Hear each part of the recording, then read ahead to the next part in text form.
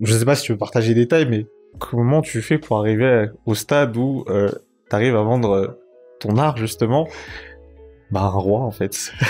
Euh, Coup de chance, j'imagine.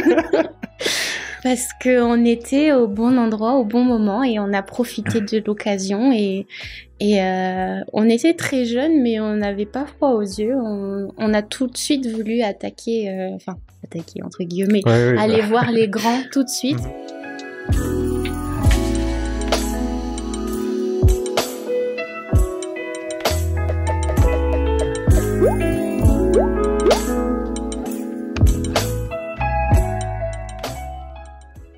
Elle est maman, entrepreneur, passionnée de moto et de bien d'autres choses. Aujourd'hui, nous sommes ravis d'accueillir Maëva Château. Maëva, merci d'être avec nous. Merci à vous de m'accueillir. La Maëva d'aujourd'hui est heureuse et épanouie, mais t'as dû passer par des moments difficiles. Il y a 1 an et demi, justement, d'ailleurs, tu décides de faire un témoignage de ce sens-là, un Ouais. témoignage très personnel Mhm. sur ta vie, et tu décides de le rendre public. Je l'ai écouté, je l'ai réécouté, vraiment déjà beaucoup de respect, parce que ça devait pas être simple de le faire. Aujourd'hui, comment tu te sens? Heureuse. Et très très bien. Très bien. Est-ce que aujourd'hui tu continues de travailler certaines choses sur toi, intérieurement?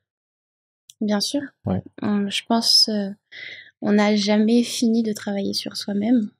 On peut toujours être une meilleure version aujourd'hui qu'hier. Et bien évidemment, il y a plein de choses que j'ai vécues qui m'ont marqué à vie et pour lesquelles je dois faire des efforts pour m'améliorer, pour faire en sorte aussi que ça m'atteigne pas tous les jours. Il y a certaines choses aussi qui me font rappeler certaines situations et j'essaye de travailler sur le fait de garder mon calme, d'être plus patiente, de relativiser, de dire que si je suis passée par là et que j'en suis sortie, qu'aujourd'hui voilà, je suis heureuse et que j'ai réussi à surmonter tout ça, bah, je peux tout surmonter. Voilà, donc oui.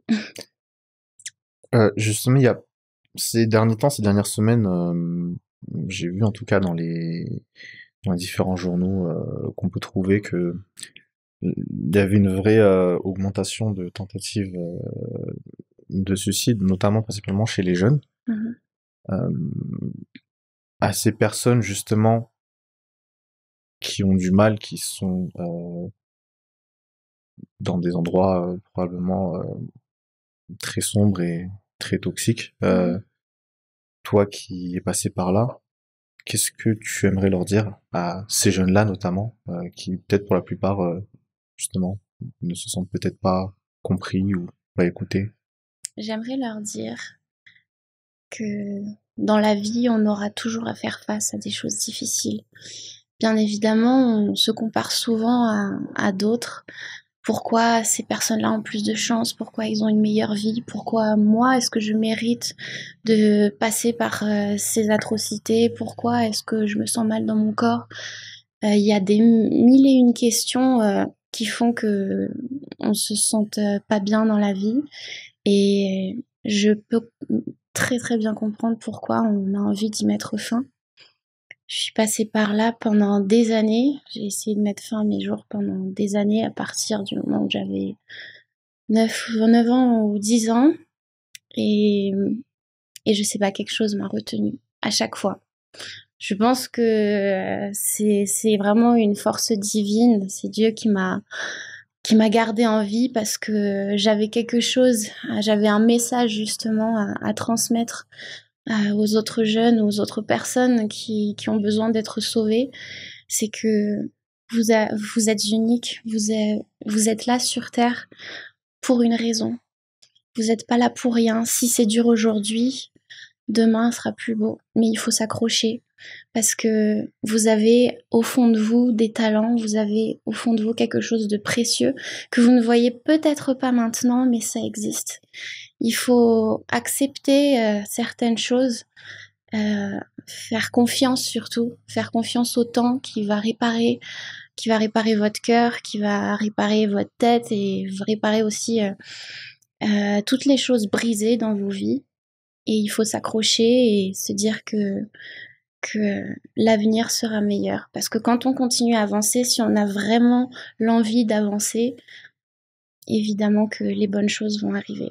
Mais c'est normal d'avoir mal. Il faut pas le renier, il faut pas être dans le déni, se dire que non, je vais bien, essayer de sourire tout le temps parce que ce mal, plus vous allez le rejeter, plus il va s'installer en vous et creuser un gouffre qui, au final, plus tard, ce sera trop tard. Et le fait de dire oui, je vais pas bien en ce moment, oui, j'ai besoin d'aide, c'est vraiment important de le reconnaître parce qu'on peut toujours se faire aider.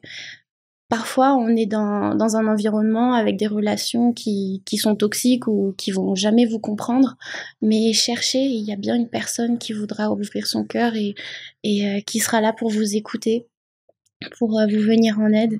Et si c'est pas des personnes, ça peut être des livres, ça peut être un endroit, la nature, et ça peut être Dieu aussi, parce que moi c'est lui qui m'a sauvée. Très fort message. Justement, tu parlais d'accepter justement d'être dans une situation de détresse et de partager ces situations avec d'autres personnes. J'avais cru comprendre que dans ton témoignage à toi personnel, justement, c'était peut-être quelque chose qui était un peu difficile, justement, peut-être de s'ouvrir aux proches par rapport à ta situation. Qu'est-ce que tu penses qui fait ça, justement, sachant que, en premier lieu, en tout cas, c'est pas avec les proches, c'est avec les proches, en tout cas, que tu aimerais te tourner en premier si quelque chose devait t'arriver. C'est quoi, il y avait un blocage, au fond, qui faisait que... Bah, en fait, beaucoup de mes proches ont assisté à mon malheur et n'ont rien fait. Ok. Et ils n'ont pas réagi, beaucoup ont juste été passifs, n'ont pas voulu écouter la vérité parce que c'était trop dur à entendre et je me sentais vraiment seule au monde. J'avais les animaux sur qui je pouvais compter, c'est pour ça que je suis aussi proche des animaux. Ça me faisait vraiment du bien de leur parler, d'être proche parce que les animaux écoutent vraiment, sont un vrai soutien. Et ensuite, en grandissant, j'ai rencontré ma meilleure amie, avec qui on a à peu près une histoire similaire, ce qui fait qu'on a vraiment pu se soutenir très fort entre nous. Mais c'est vrai que la famille, les proches, c'est souvent dur parce que des fois, dans la famille, on a ce devoir d'être comme ça. On a tout de suite un chemin tout tracé et que si on dévie, on doit souffrir en silence en fait parce que c'est une honte pour la famille très souvent et du coup on se cache, on souffre tout seul, mais c'est important de trouver quelqu'un, quelque chose. Mais en tout cas, pour moi, c'était ma meilleure amie et ma relation avec Dieu. C'est vrai que c'est bien triste quand même qu'il y ait ces genres d'impressions que nous, en tant qu'êtres humains, on a justement par rapport à la société, que justement il y a des choses qui sont acceptables et d'autres qui le sont pas, et que donc quand on estime ou qu'on pense que la société rejette ce genre de choses, on le cache et on met ça entre guillemets comme sous un tapis, et puis voilà, on se l'a, alors qu'en fait, justement, quelqu'un qui a peut-être juste besoin d'une oreille, de quelqu'un qui parlait, en fait. Donc c'est vraiment dur. Et toi, dans ton chemin vers la guérison, est-ce que tu penses que, certes, donc, comme tu l'as dit, il y a Dieu qui t'a vraiment beaucoup aidé. Oui. Et est-ce que tu penses, donc ça, c'est-à-dire, il y a vraiment un côté spirituel du coup autour. Est-ce que tu penses qu'il y a quelque chose, je dirais, d'un peu plus psychologique peut-être qui t'a aidé à t'en sortir? Tu vois, peut-être un livre que t'as lu ou un déclic que t'as eu dans ta tête, en tout cas, et que tu t'es dit, ok, effectivement, ça peut vraiment m'aider à passer à un niveau dessus, à sortir la tête de l'eau, en tout cas, quoi. Le travail. Ouais. Le travail et mes passions.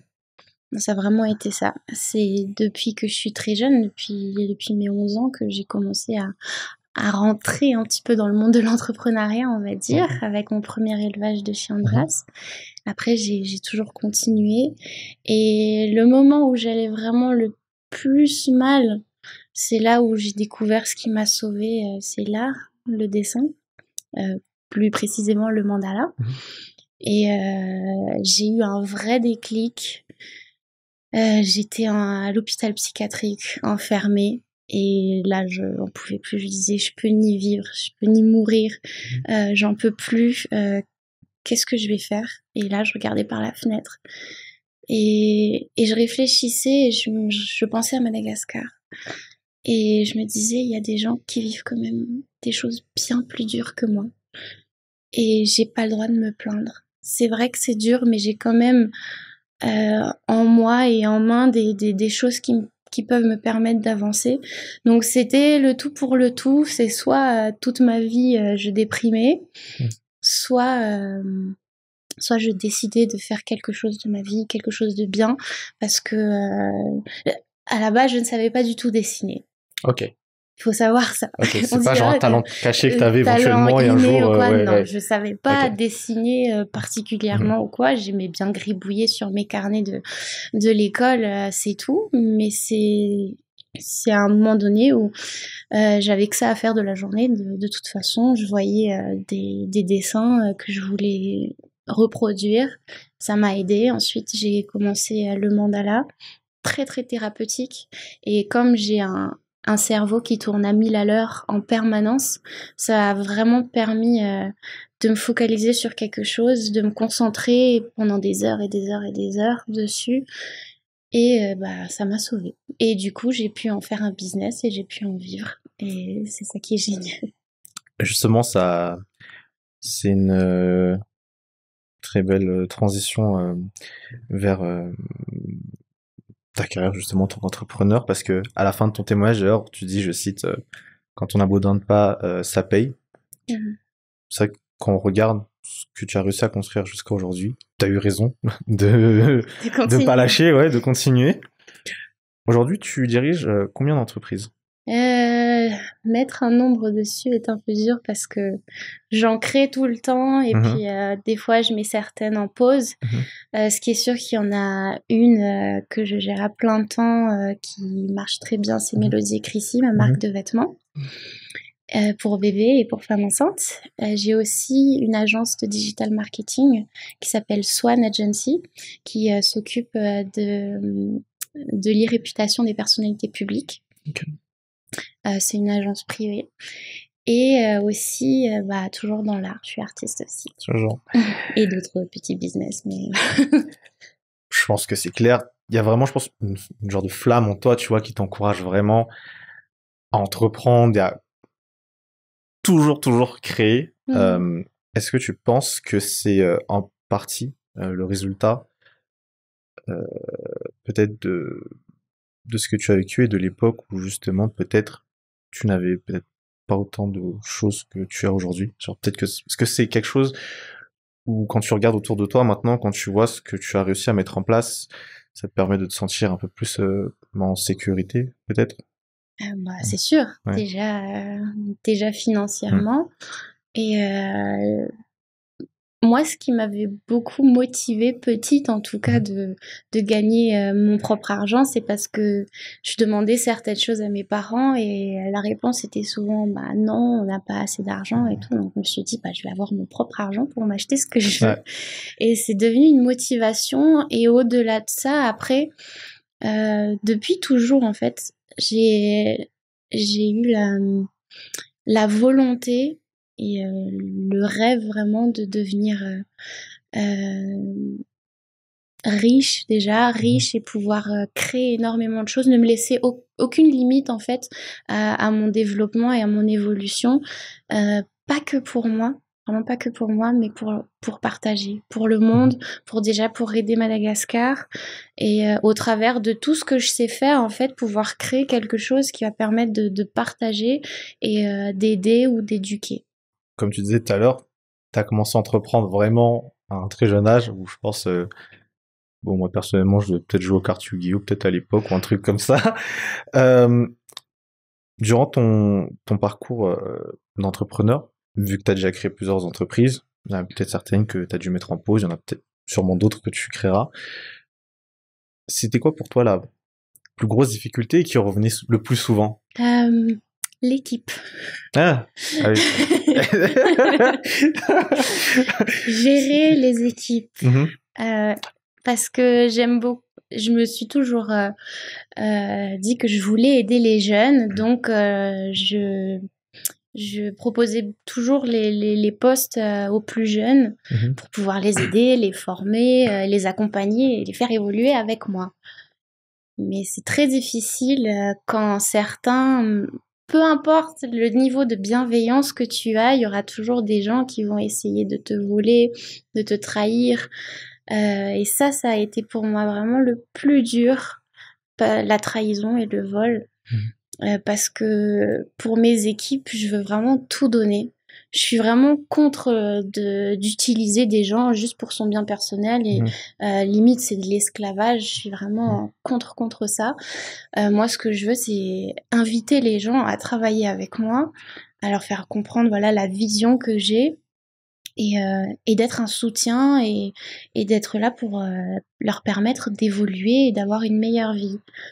Mais malgré ça, c'est très dur de trouver des gens honnêtes. Et ça a été l'une des plus grandes difficultés et aussi les moyens financiers aussi. Je suis toujours partie de zéro et au fur et à mesure que je fais évoluer, je réinvestis pour faire grandir. Mais sinon, ouais, le plus dur, c'est les gens. Ouais. Et est-ce que toi, avant même de gérer ces gens-là, est-ce que toi, tu as eu du mal à trouver justement ces personnes dans un premier temps? Ou est-ce que bon, ça va dans les secteurs d'activité où tu étais? Non, ça va. Il y a toujours de la demande. Il y a toujours des gens qui sont prêts, ils sont là au début, super motivés. Oui, je vais travailler, je vais bien travailler.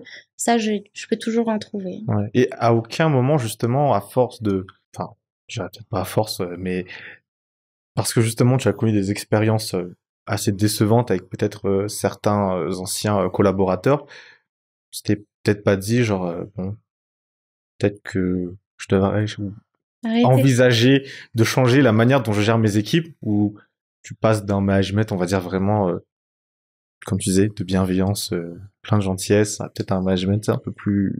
Mais si, il y a des moments où, quand vraiment j'étais dans la rage, où je me suis dit, en fait, il faut tous les cadrer à la baguette.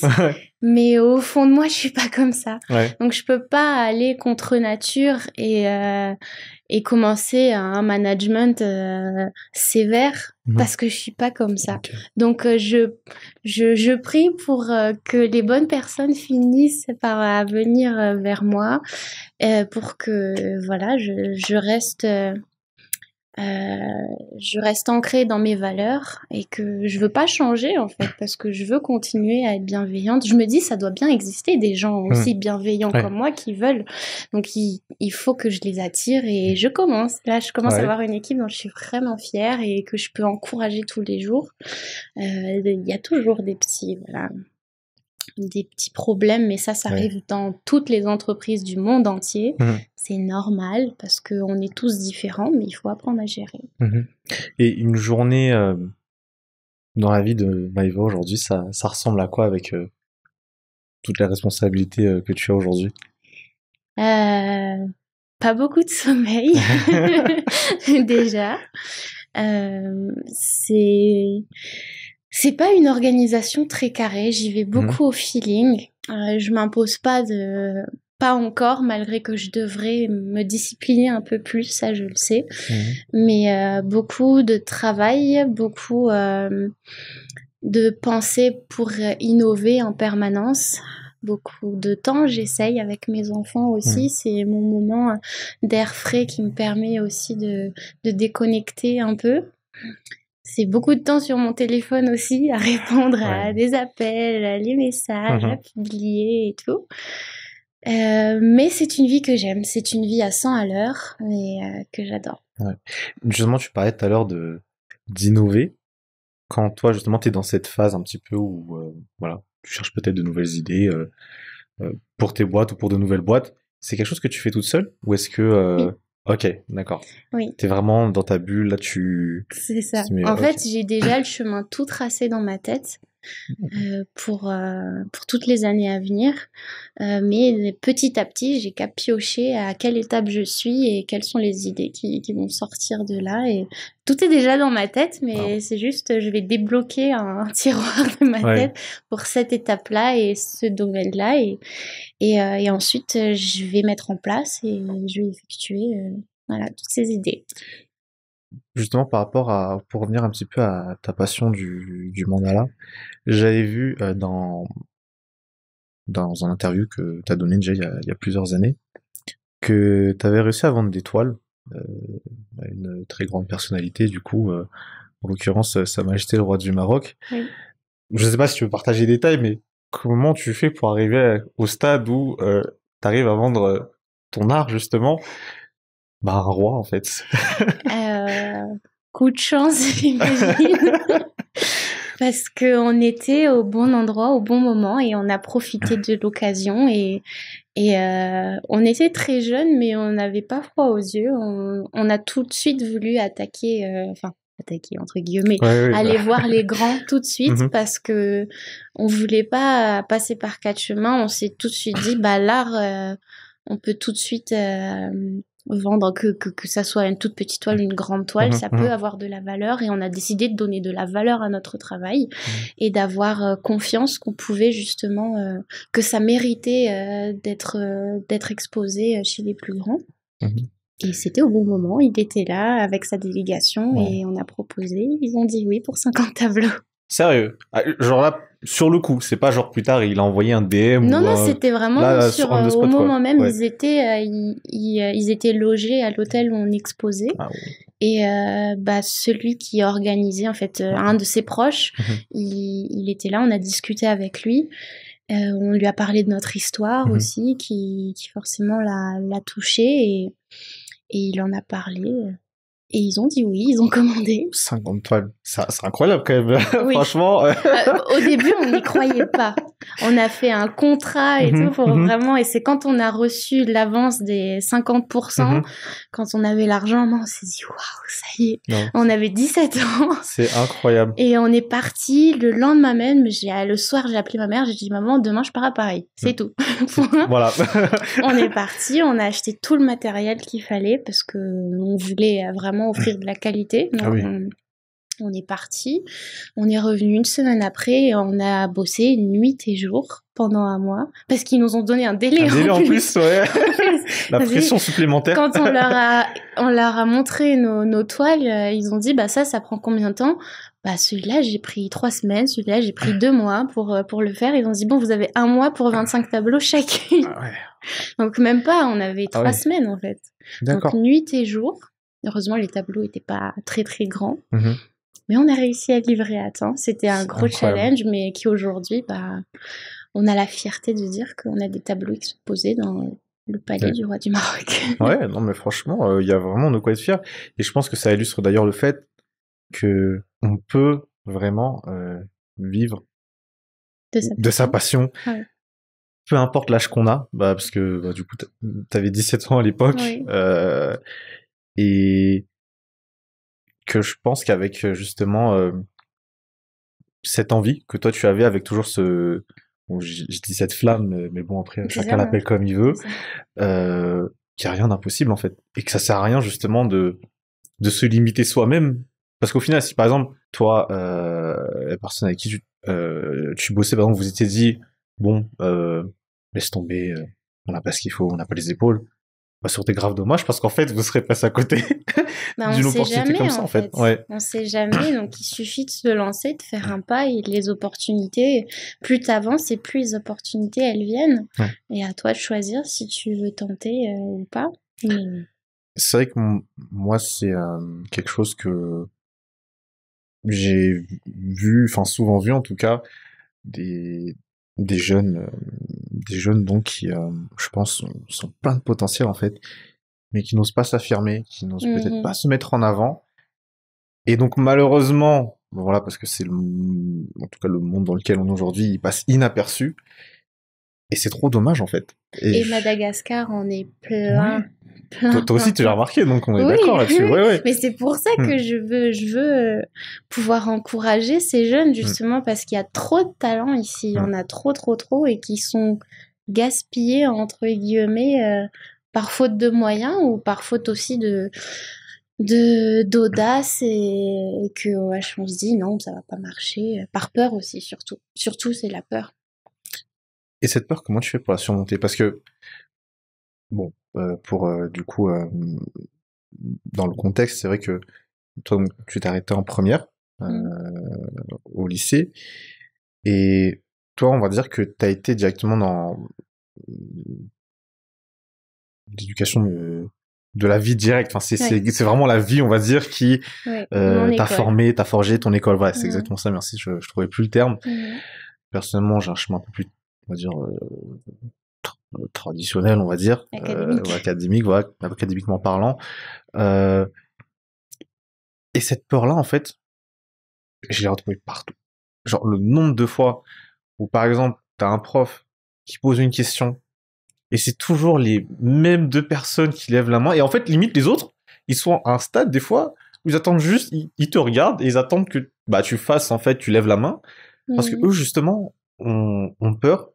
Toi, peut-être qui a eu un chemin, peut-être, académiquement, en tout cas, différent, par exemple, du mien, qu'est-ce que tu pourrais conseiller, justement, à ces personnes-là qui ont peur de parler, de s'exprimer, même tout simplement de base, je suis quelqu'un de très timide, qui a toujours eu très peur de parler, qui est très introverti. En tout cas, avant, je me suis améliorée depuis. J'étais vraiment une petite souris apeurée parce qu'on m'a jamais aussi permis de m'exprimer. On m'a toujours dit ferme-la et puis reste dans ton coin, c'est tout. Mais il y a un moment donné où la vie, elle te met face à une situation où tu es obligé de parler. Et moi, c'était surtout pour trouver des clients ou des endroits surtout pour exposer, enfin pour vendre mes projets, en quelque sorte. Et il y avait que moi qui pouvais le faire. Au début, je me suis pris énormément de rejets. Qu'est-ce que tu veux, petite de 16 ans. En plus, j'étais très renfermée, je savais pas bien m'exprimer, mais j'ai dû apprendre. Et je me suis dit, si je commence pas à avoir confiance en moi, à le montrer plutôt, parce que ce que j'ai appris, c'est que même si toi, tu penses ne pas avoir le potentiel pour faire quelque chose, ou ne serait-ce que, par exemple, parler devant une audience, toi, tu penses ne pas pouvoir le faire, mais si t'arrives à convaincre ton corps et ton esprit, en fait, tu bluffes un petit peu avec toi-même en disant je peux le faire, je suis la meilleure pour ça. Sur le moment, dans ta tête, tu vas y croire et le corps il va suivre. Et tu vas te mettre dans cet environnement. Donc du coup, je me suis entraînée pour ça et je me suis dit de toute façon, j'ai rien à perdre.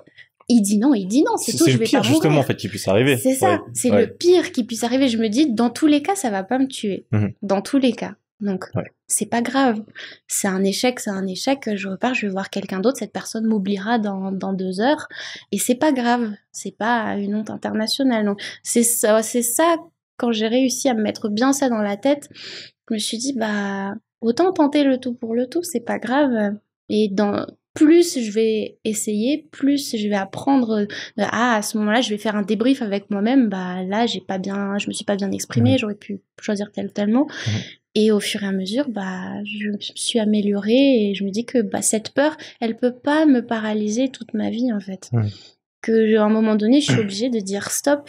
Moi, j'ai envie d'avancer. Ok, cette peur, elle est là. D'accord. Mais tu peux pas m'empêcher de vivre, je peux pas me permettre de laisser la force à cette peur de me faire échouer, de me faire perdre une opportunité juste sous prétexte que j'ai peur, alors que j'ai la capacité de le faire. Donc au final, c'est vraiment un choix en fait que tu fais vis-à-vis de toi-même. C'est vraiment un choix. En fait, il faut se faire violence. Et s'il y a que soi-même, c'est qu'un travail personnel. Peu importe ce qui va te dire, tu peux le faire, ceci, cela. Tant que toi-même tu l'as pas accepté, tu peux pas le faire. Je pense l'approche justement de relativiser les choses. Je pense que ça aide aussi un petit peu parce que comme on disait tout à l'heure, franchement, Bah, je Le vais pire pas qui mourir. t'arrive, voilà. Ça va Comme pas tu me dis, le tuer. gars, peut-être dans 2 heures, il est passé à autre chose. C'est Si c'est pas ça. 30 minutes, tu vois. Donc, Ouais, ouais. c'est ça. Donc les gens, ils voient des propositions tous les jours, les gens voient des personnes parler tous les jours. Donc Mhm. si c'est toi qui prends la parole, pourquoi pas? Soit tu auras un impact positif, tant mieux, et les gens se souviendront de toi positivement. Ou si voilà, tu tapes la honte, c'est pas Voilà, grave. voilà. C'est pas grave, il y aura toujours un moment donné, tu pourras prouver le contraire. Mhm. Ce Ouais. sera pas une étiquette à vie tant que tu décides pas de changer les choses. Et aujourd'hui, donc, comme on disait tout à l'heure, tu diriges aussi Mélodie et Chrissy. C'est une marque d'articles pour bébés, enfants et futures mamans. Déjà, est-ce que l'idée de cette entreprise, elle t'est venue avant même, du coup, d'avoir ton premier enfant? Ou est-ce que c'est quelque chose où, voilà, dans la période où voilà, t'attendais ton premier enfant, tu voyais qu'il y avait un manque sur le marché local? Ça fait déjà, la marque appartenait à ma mère. C'est Ok. ma mère qui l'a créée il y a 30 ans pour Mhm. ses 2 filles et ensuite elle a dû arrêter pour X, Y raison. Ok. Mais j'ai toujours eu à cœur de reprendre cette marque parce que j'ai toujours aimé, les bébés et les Mhm. enfants. J'ai toujours voulu faire quelque chose dans ce domaine-là et ça fait 5 ans que je prépare que j'ai préparé en fait, la reprise de cette marque. Et c'est en étant enceinte justement que là j'ai eu le déclic que c'est maintenant qu'il faut vraiment Mhm. se lancer. J'ai toujours préparé les prototypes, mes collections, qu'est-ce que je ferais, mais j'étais concentrée sur d'autres choses, donc j'avais pas décidé de voilà commencer concrètement. Mhm. Mais c'est vrai qu'en devenant maman, je savais plus ce dont les bébés avaient besoin et aussi tout ce qui manquait sur le marché que j'ai voulu créer moi-même pour mes enfants. Mhm. C'est que, en plus, je pense, t'as, t'as un atout aussi, qui est que t'as quand même une communauté qui est très grande. Bon, ok, on va dire en tout cas Pour pour Madagascar. Madagascar, voilà, pour Pour Madagascar, Madagascar. c'est quand même vraiment pas mal du tout. Mais est-ce que, parce que moi j'ai toujours eu, par exemple justement, quand je regardais un peu, quand on faisait les recherches et tout ça en fait sur ton profil, tes entreprises, je m'étais dit, avec une communauté comme ça, franchement, ça peut être qu'un plus. Est-ce que toi c'est quelque chose que t'as ressenti au travers des ventes et tout ça quand justement, voilà, tu, Bien sûr, ouais. parce que en même temps, j'arrive à en vivre un petit peu grâce à ça, en Mhm. faisant la promotion de marques et tout. Donc, bien évidemment que j'allais utiliser ma Mhm. communauté pour Ouais, booster mes entreprises. ouais. Évidemment, c'est un atout majeur Mhm. pour ça. En plus, j'ai une communauté qui est vraiment parfaite pour, euh, pour ce que je propose. Ouais. Et comment, parce que bon, on en parlait peut-être tout à l'heure, mais aujourd'hui, ton équipe est en congé pendant quelques Oui. jours. Euh, et cette équipe-là, comment elle est structurée? Genre, qui fait quoi en fait chez Melody et Chrissy? Bah, déjà, on est composé à 100% de femmes. Ok. Et chacune a son poste. Il y a les assistantes commerciales, il y a celle qui s'occupe de l'atelier, couturière, et aussi des jeunes filles en difficulté à qui j'ai donné des postes et du travail, un peu polyvalentes en fait, que Mhm. je forme en fonction des talents qu'elles ont. Et on est une équipe très soudée où j'essaye de leur apprendre quelque chose de nouveau tous les jours. Elles ont le devoir Ouais. d'apprendre quelque chose tous les jours. On fait un débrief à la fin de la journée en disant toi t'as appris quoi tous les jours. Et en Ok. 365 jours après on fait le récap. Voilà, tout ce que vous avez appris, toutes les nouvelles compétences, les Wow. mots, parce que certaines ne savent pas bien parler en français et pour Mhm. moi c'est primordial de leur apporter cette compétence en plus. Euh, et chacune, en fait, le poste n'est pas fixe. Ça veut dire, bien sûr, voilà les tâches que tu as effectuées tous les jours, mais si tu as la possibilité d'aider une autre, ça te permet en plus de savoir comment est-ce qu'elle fait. Mhm. Et tout le monde s'entraide. C'est vraiment un management et une équipe basée sur l'entraide et l'évolution collective. Et avec cette équipe, t'aimerais aller jusqu'à où avec Melody et Chrissy? à l'international et être les meilleurs à Madagascar et faire briller le savoir-faire malagasy à l'international. Ouais. Donc là, c'est dans les plans un petit peu là pour. Là, c'est les plans pour cette année, c'est de commencer à faire de l'export international. D'accord. Si c'est pas du coup trop, j'ai envie de dire, ça met pas en porte-à-faux la stratégie de l'entreprise, tu voudrais faire sous ta propre marque ou est-ce que genre tu voudrais juste par exemple produire et puis après éventuellement quelqu'un met sa marque dessus? Que ma marque. Que ta marque. Pour l'instant, c'est que ma marque à moi parce que j'ai vraiment envie de véhiculer un message via ma marque qui, d'ailleurs, mon slogan c'est l'amour en héritage. Et mes articles sont pensés, étudiés et confectionnés avec amour et pour partager l'amour et accompagner les enfants avec nos productions tout au long de leur évolution. On est bientôt sur la fin de notre discussion. Moi, je voulais savoir aujourd'hui, avec le recul, quand tu regardes ton histoire, quelles sont les plus importantes leçons que toi tu as prises et que tu aimerais transmettre justement à tes enfants en héritage quand ils seront en mesure de pouvoir assimiler les choses? Ne jamais abandonner, peu importe la difficulté qui arrive dans ta vie. Et ne te mets jamais de limites. Tu n'en as pas, il n'y a que toi qui peux t'en mettre. Tu peux aller aussi loin que tu le désires.